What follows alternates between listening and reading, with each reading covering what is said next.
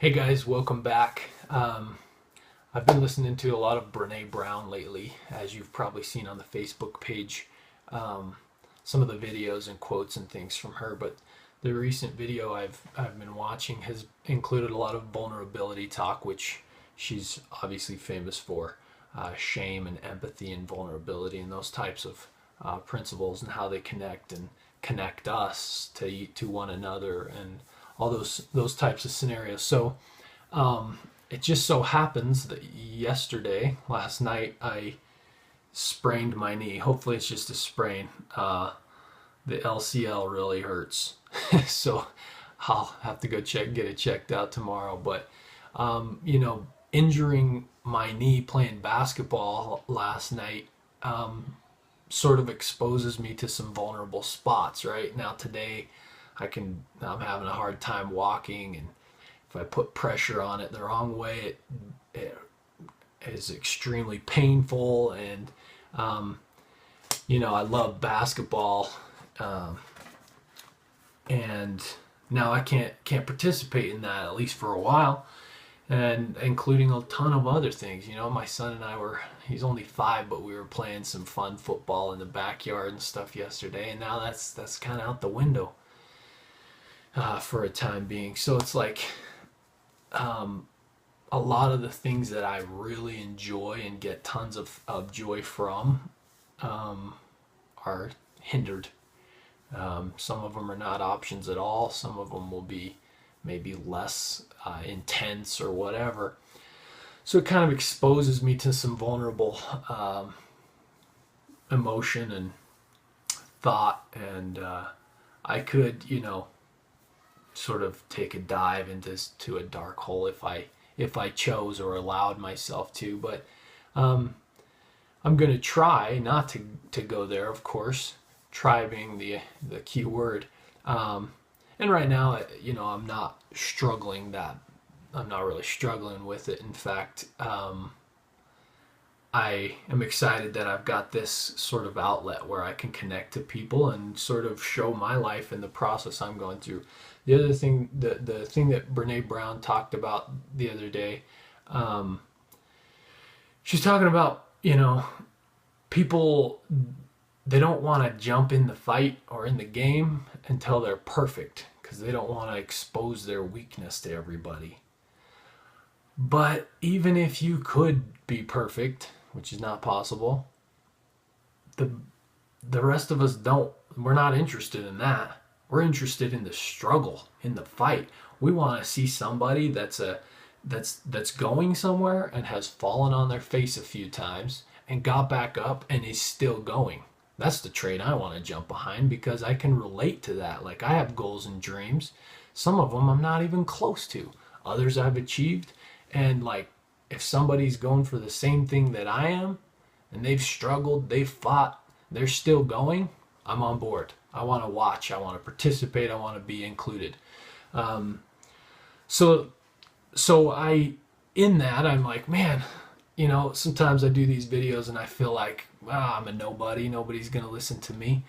But is that really true? People are already listening and sharing and commenting, and it's been a great experience. So I just wanted to start with that vulnerability piece. But the second piece of this video, I want to do sort of a little book review. As A Man Thinketh by James Allen. This is one of my favorite books, and I think I've commented on it before. It's absolutely brilliant. It's only, it's a tiny little book. It's only 68 pages, but it is packed with knowledge. Like, I want to highlight every page. So I just want to mention a couple things to you. This one sort of applies to me right now. It says, blessedness, not material possessions, is the measure of right thought. Wretchedness, not lack of material possessions, is the measure of wrong thought. A man may be cursed and rich, he may be blessed and poor. Blessedness and riches are only joined together when the riches are rightly and wisely used, and the poor man only descends into wretchedness when he regards his lot as a burden unjustly imposed. Indigence and indulgence are the two extremes of wretchedness. They are both equally unnatural and the result of mental disorder. A man is not rightly conditioned until he is a happy, healthy, and prosperous being. And happiness, health, and prosperity are the result of a harmonious adjustment of the inner with the outer, of the man with his surroundings. So no matter what your circumstances are, you've got to be able to find the place where you can grow. Where can I add to myself? How can I contribute to the community? Where are my boundaries and my priorities, and where is my focus? Am I in harmony? Can I sit here where I am right now and just say, man, I am grateful for my life, and I'm chasing these dreams, which I'm grateful to be chasing. Like, not that I haven't achieved them yet. I'm grateful that I'm going there. Another piece, men imagine that thought can be kept secret, but it cannot. It rapidly crystallizes into habit, and habit solidifies into circumstance. I don't feel like I even have to comment on that. My last little reading that I'll do. Those who are not prepared for the apprehension of a great purpose should fix the thought upon the faultless performance of their duty, no matter how insignificant their task may appear. Only in this way can the thoughts be gathered and focused, and resolution and energy be developed, which being done, there is nothing which may not be accomplished. The weakest soul, knowing its own weakness and believing this truth, that strength can only be developed by effort and practice, will thus believing at once begin to exert itself, and adding effort to effort, patience to patience, and strength to strength, will never cease to develop, and will at last grow divinely strong. Go get this book. It's amazing. I'll put the link so you can buy it from us through Amazon. As a Man Thinketh. It's tiny, and I mean, mine's just a little paperback thing that I came across, but they have better versions, hardbacks and stuff, but packed with knowledge. Several parts of it talk about, that we have to interact with this social world, and if we didn't, we would probably be sad and depressed anyhow.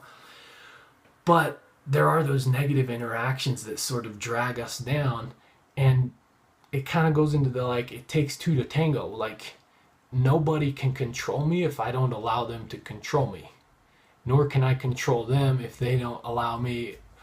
But I wouldn't want to. I shouldn't want to, right? I should be in this working in this harmonious way where I create proper boundaries between me and you, and we can work together, and we can be friends, but we're not going to own each other. We're not going to allow ourselves to descend to that point. And it's both sides of that coin, the slave and the master. Both of them have warped visions and ideas, and if one of them breaks that habit, everything changes. So go get this book. I'll put the link below. Thanks for watching. Keep coming back so we can discover great books and have great conversations and build the life we want. Thanks, guys.